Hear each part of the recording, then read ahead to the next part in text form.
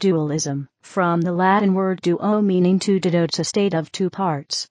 The term dualism was originally coined to denote co-eternal binary opposition, a meaning that is preserved in metaphysical and philosophical duality discourse, but has been diluted in other usages to indicate a system which contains two essential parts. Moral dualism is the belief of the great complement or conflict between the benevolent and the malignant. It simply implies that there are two moral opposites at work, independent of any interpretation of what might be moral and independent of how these may be represented. The moral opposites might, for example, exist in a worldview which has one God, more than one God, or none. By contrast, ditheism, or bitheism implies, at least, two gods. Bitheism implies harmony, ditheism implies rivalry and opposition, such as between good and evil, or bright and dark, or summer and winter. For example, a ditheistic system would be one in which one God is creative, the other is destructive. Alternatively, in ontological dualism, the world is divided into two overarching categories. The opposition and combination of the universe's two basic principles of yin and yang is a large part of Chinese philosophy, and is an important feature of Taoism, both as a philosophy and as a religion. It is also discussed in Confucianism. In theology, dualism can refer to the relationship between God and creation. The Christian dualism of God and creation exists in some traditions of Christianity, like Polycianism, Catharism, and Gnosticism. The Paulicians, a Byzantine Christian sect, believe that the universe, created through evil, exists separately from a moral God. The Dvaita Vedanta school of Indian philosophy also espouses a dualism between God and the universe. The first and the more important reality is that of Vishnu or Brahman.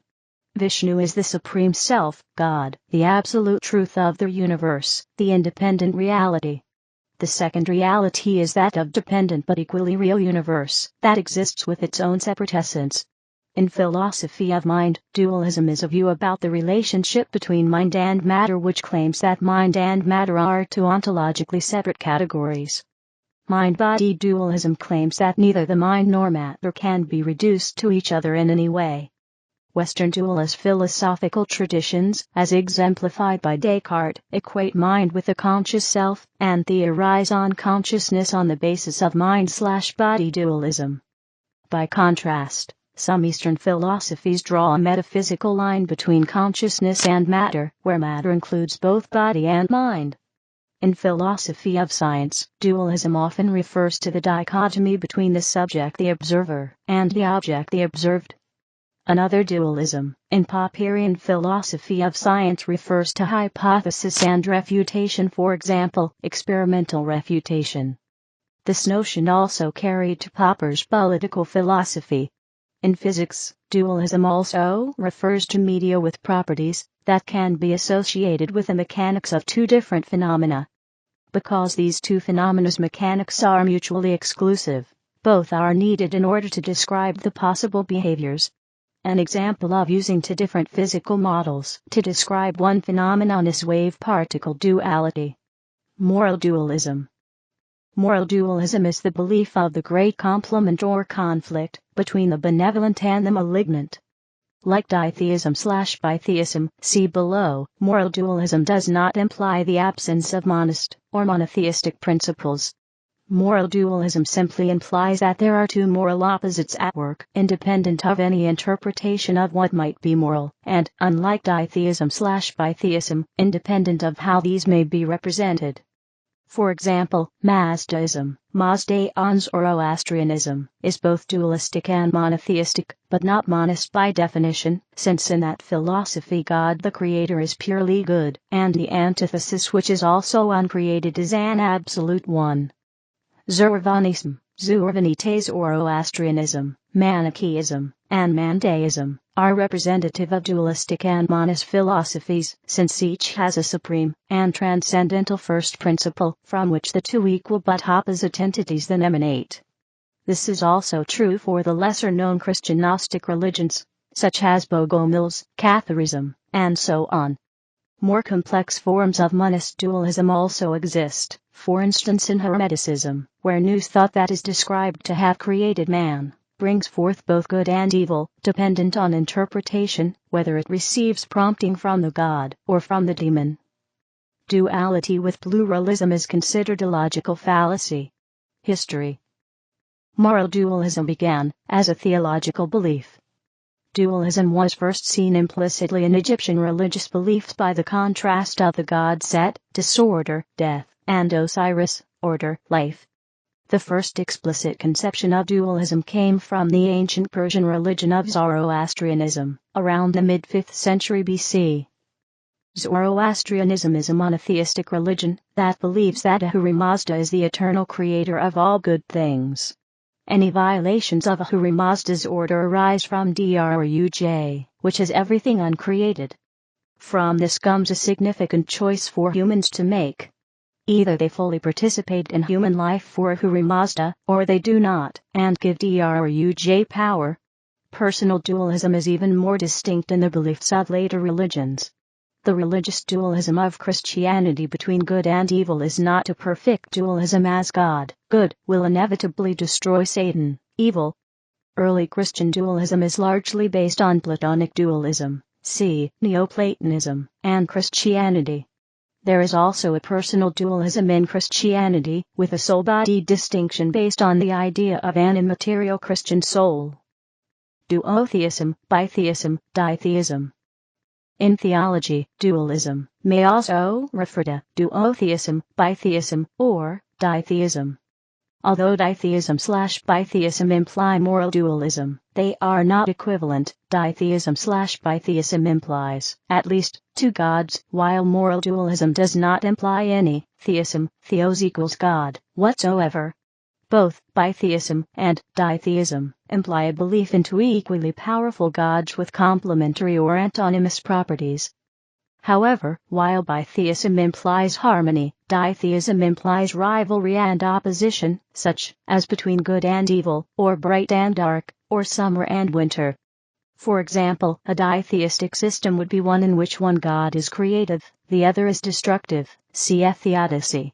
In the original conception of Zoroastrianism, for example, Ahura Mazda was the spirit of ultimate good, while Ahriman, Angramanu, was the spirit of ultimate evil. This Zoroastrian conception of polar opposition and conflict would later come to influence the development of Christianity, as it elaborated upon the idea of the devil as an ultimate source of evil opposed to the Christian God, an idea that was previously absent in Judaism. In a bitheistic system, by contrast, where the two deities are not in conflict or opposition, one could be male, and the other female, cf. duotheism. One well-known example of a bitheistic or duotheistic theology based on gender polarity is found in the neo-pagan religion of Wicca, which is centered on the worship of a divine couple, the moon goddess, and the horned god, who are regarded as lovers. However, there is also a ditheistic theme within traditional Wicca, as the horned god has dual aspects of bright and dark, relating to day/night, summer/winter, expressed as the Oak King and the Holly King, who in Wiccan myth and ritual are said to engage in battle twice a year for the hand of the goddess, resulting in the changing seasons. Within Wicca, bright and dark do not correspond to notions of good and evil, but are aspects of the natural world, much like Yin and Yang in Taoism. However, bitheistic and ditheistic principles are not always so easily contrastable. For instance, in a system where one god is the representative of summer and drought, and the other of winter and rain/fertility, cf. the mythology of Persephone. Marcionism, an early Christian sect, held that the Old and New Testaments were the work of two opposing gods. Both were first principles, but of different religions. Ontological dualism. The yin and yang symbolizes the duality in nature and all things in the Taoist religion. Alternatively, dualism can mean the tendency of humans to perceive and understand the world as being divided into two overarching categories. In this sense, it is dualistic when one perceives a tree as a thing separate from everything surrounding it. This form of ontological dualism exists in Taoism and Confucianism, beliefs that divide the universe into the complementary oppositions of yin and yang. In traditions such as classical Hinduism, Zen Buddhism, or Islamic Sufism, a key to enlightenment is transcending this sort of dualistic thinking without merely substituting dualism with monism or pluralism. In Chinese philosophy, the opposition and combination of the universe's two basic principles of yin and yang is a large part of Chinese philosophy and is an important feature of Taoism, both as a philosophy and as a religion. Yin and Yang is also discussed in Confucianism, but to a lesser extent. Some of the common associations with Yang and Yin, respectively, are male and female, light and dark, active and passive, motion and stillness. The Yin and Yang symbol in actuality has very little to do with Western dualism. Instead, it represents the philosophy of balance, where two opposites coexist in harmony and are able to transmute into each other. In the yin-yang symbol there is a dot of yin and yang, and a dot of yang and yin. This symbolizes the interconnectedness of the opposite forces, as different aspects of Tao, the first principle. Contrast is needed to create a distinguishable reality, without which we would experience nothingness. Therefore, the independent principles of yin and yang are actually dependent on one another for each other's distinguishable existence. The complementary dualistic concept in Taoism represents the reciprocal interaction throughout nature, related to a feedback loop, where opposing forces do not exchange in opposition, but instead exchange reciprocally to promote stabilization similar to homeostasis. An underlying principle in Taoism states that within every independent entity lies a part of its opposite. Within sickness lies health and vice versa. This is because all opposites are manifestations of the single Tao, and are therefore not independent from one another, but rather a variation of the same unifying force throughout all of nature. Mind-matter and mind-body dualism. In philosophy of mind, dualism is any of a narrow variety of views about the relationship between mind and matter, which claims that mind and matter are two ontologically separate categories. In particular, mind-body dualism claims that neither the mind nor matter can be reduced to each other in any way, and thus is opposed to materialism in general, and reductive materialism in particular. Mind-body dualism can exist as substance dualism, which claims that the mind and the body are composed of a distinct substance, and as property dualism, which claims that there may not be a distinction in substance, but that mental and physical properties are still categorically distinct and not reducible to each other. This type of dualism is sometimes referred to as mind and body, and stands in contrast to philosophical monism, which views mind and matter as being ultimately the same kind of thing. See also Cartesian Dualism, Substance Dualism, Epiphenomenalism. In Buddhist philosophy, during the classical era of Buddhist philosophy in India, philosophers such as Dharmakirti argue for a dualism between states of consciousness and Buddhist atoms, the basic building blocks that make up reality, according to the standard interpretation of Dharmakirti's Buddhist metaphysics. Typically in Western philosophy, dualism is considered to be a dualism between mind, non-physical, and brain, physical, which ultimately involves mind interacting with the physical brain, and therefore also interacting with the microparticles, basic building blocks, that make up the brain tissue. Buddhist dualism, in Dharmakirti's sense, is different in that it is not a dualism between the mind and brain, but rather between states of consciousness, non-physical, and basic building blocks. According to the Buddhist atomism of Dharmakirti, Buddhist atoms are also non-physical, they are unstructured points of energy. Like many Buddhists from 600–1000 CE, Dharmakirti's philosophy involved mereological nihilism, meaning that other than states of consciousness, the only things that exist are momentary quantum particles, much like the particles of quantum physics, quarks, electrons, etc. History. The first significant argument against dualism came from Thomas Hobbes's 1588–1679 materialist critique of the human person. Hobbes argues that all of human experience comes from biological processes contained within the body. See the Leviathan. In response to Hobbes, the French philosopher René Descartes, 1596–1650, developed Cartesian Dualism, which posits that there is a divisible, mechanical body, and an indivisible, immaterial mind which interact with one another. The body perceives external inputs, and the awareness of them comes from the soul. The point of interaction between the two is at the pineal gland in the brain. During the 19th and 20th centuries, materialistic monism has become the norm. Still, in addition to already discussed theories of dualism, particularly the Christian and Cartesian models, there are new theories in the defense of dualism. Naturalistic dualism comes from Australian philosopher David Chalmers, born 1966, who argues there is an explanatory gap between objective and subjective experience that cannot be bridged by reductionism, because consciousness is, at least, logically autonomous of the physical properties upon which it supervenes. According to Chalmers, a naturalistic account of property dualism requires a new fundamental category of properties described by new laws of supervenience, the challenge being analogous to that of understanding electricity based on the mechanistic and Newtonian models of materialism prior to Maxwell's equations. A similar defense comes from Australian philosopher Frank Jackson, born 1943, who revived the theory of epiphenomenalism, which argues that mental states do not play a role in physical states. Jackson argues that there are two kinds of dualism. The first is substance dualism, that assumes there is a second, non-corporeal form of reality. In this form, body and soul are two different substances. The second form is property dualism, that says that body and soul are different properties of the same body. He claims that functions of the mind/soul are internal, very private experiences that are not accessible to observation by others, and therefore not accessible by science, at least not yet. We can know everything, for example, about a bat's facility for echolocation, but we will never know how the bat experiences that phenomenon. In Jackson's mind experiment, he imagines a girl who grows up in a black and white room.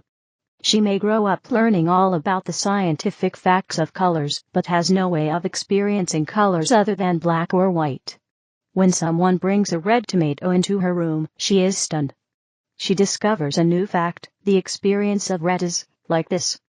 That experience is not a physical fact, but a conscious one. Soul dualism. In some cultures, people, or also other beings, are believed to have two or more kinds of soul. In several cases, one of these souls is associated with body functions, and is sometimes thought to disappear after death, but not always, and the other one is able to leave the body. For example, a shaman's free soul may be held to be able to undertake a spirit journey. The plethora of soul types may be even more complex. The bipartite view of theology recognizes the existence of both material and immaterial aspects of human life, typically body and soul. This is distinct from the tripartite view, that holds soul and spirit to be separate aspects of a person along with the body. Theistic dualism. In theology, dualism can refer to the relationship between God and creation, or God and the universe. This form of dualism is a belief shared in certain traditions of Christianity and Hinduism. In Christianity, the Cathars being expelled from Carcassonne in 1209. The Cathars were denounced as heretics by the Roman Catholic Church for their dualist beliefs. The dualism between God and creation has existed as a central belief in multiple historical sects and traditions of Christianity, including Catharism, Paulicianism, and Gnostic Christianity. Christian dualism refers to the belief that God and creation are distinct, but interrelated through an indivisible bond. In sects like the Cathars and the Paulicians, this is a dualism between the material world, created by an evil God, and a moral God. Historians divide Christian dualism into absolute dualism, which held that the good and evil gods were equally powerful, and mitigated dualism, which held that material evil was subordinate to the spiritual good. The belief, by Christian theologians who adhere to a libertarian or compatibilist view of free will, that free will separates humankind from God, has also been characterized as a form of dualism. The theologian Leroy Stevens Rauner compares the dualism of Christianity with the dualism that exists in Zoroastrianism and the Vedanta tradition of Hinduism. The theological use of the word dualism dates back to 1700 in a book that describes the dualism between good and evil. The tolerance of dualism ranges widely among the different Christian traditions. As a monotheistic religion, the conflict between dualism and monism has existed in Christianity since its inception. The 1912 Catholic Encyclopedia describes that, in the Catholic Church, the dualistic hypothesis of an eternal world existing side by side with God was of course rejected by the 13th century, but mind-body dualism was not. The problem of evil is difficult to reconcile with absolute monism, and has prompted some Christian sects to veer towards dualism. Gnostic forms of Christianity were more dualistic, and some Gnostic traditions posited that the devil was separate from God, as an independent deity. The Christian dualists of the Byzantine Empire, the Paulicians, were seen as Manichaean heretics by Byzantine theologians. This tradition of Christian dualism, founded by Constantine Sylvanus, argued that the universe was created through evil and separate from a moral God. The Cathars, a Christian sect in southern France, believed that there was a dualism between two gods, one representing good and the other representing evil. The Roman Catholic Church denounced the Cathars as heretics, and sought to crush the movement in the 13th century. The Albigensian Crusade was initiated by Pope Innocent III in 1208, to remove the Cathars from Languedoc in France, where they were known as Albigensians. The Inquisition, which began in 1233, under Pope Gregory IX, also targeted the Cathars. In Hinduism, Dvaita Vedanta, dualistic conclusions of the Vedas, school of Indian philosophy espouses a dualism between God and the universe by theorizing the existence of two separate realities. The first and the more important reality is that of Vishnu or Brahman. Vishnu is the Supreme Self, God, the absolute truth of the universe, the independent reality. The second reality is that of dependent but equally real universe, that exists with its own separate essence. Everything that is composed of the second reality, such as individual soul, jiva, matter, etc., exist with their own separate reality. The distinguishing factor of this philosophy, as opposed to Advaita Vedanta, monistic conclusion of Vedas, is that God takes on a personal role, and is seen as a real eternal entity that governs and controls the universe. Because the existence of individuals is grounded in the divine, they are depicted as reflections, images, or even shadows of the divine, but never in any way identical with the divine. Salvation therefore is described as the realization that all finite reality is essentially dependent on the Supreme. Consciousness-matter dualism. While Western philosophical traditions, as exemplified by Descartes, equate mind with the conscious self, and theorize on consciousness on the basis of mind/body dualism, some Eastern philosophies provide an alternate viewpoint, intimately related to substance dualism, by drawing a metaphysical line between consciousness and matter, where matter includes both body and mind. In Samkhya and Yogic philosophy. In Samkhya and Yoga schools of Indian philosophy, there are two irreducible, innate and independent realities: 1. Consciousness itself, Purusha; 2. Primordial materiality, Prakriti. The unconscious primordial materiality, Prakriti, contains 23 components including intellect, buddhi, mahat, ego, ahamkara, and mind, manas. Therefore, the intellect, mind, and ego are all seen as forms of unconscious matter. Thought processes and mental events are conscious only to the extent they receive illumination from Purusha. Consciousness is compared to light which illuminates the material configurations or shapes assumed by the mind. So intellect, after receiving cognitive structures, form the mind, and illumination from pure consciousness creates thought structures that appear to be conscious. Ahamkara, the ego or the phenomenal self, appropriates all mental experiences to itself, and thus personalizes the objective activities of mind and intellect by assuming possession of them. But consciousness is itself independent of the thought structures it illuminates. By including mind in the realm of matter, Samkhya Yoga avoids one of the most serious pitfalls of Cartesian dualism, the violation of physical conservation laws. Because mind is an evolute of matter, mental events are granted causal efficacy, and are therefore able to initiate bodily motions. In philosophy of science, dualism often refers to the dichotomy between the subject the observer and the object the observed.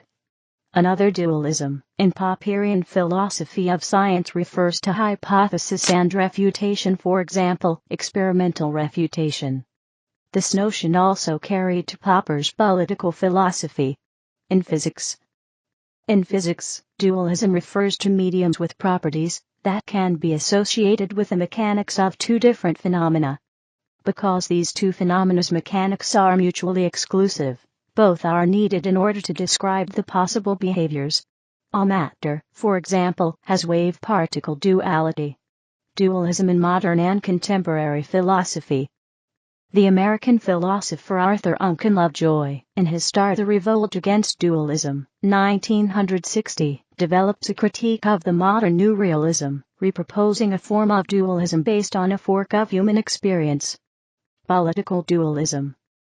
In politics, dualism refers to the separation of powers between the legislature and executive.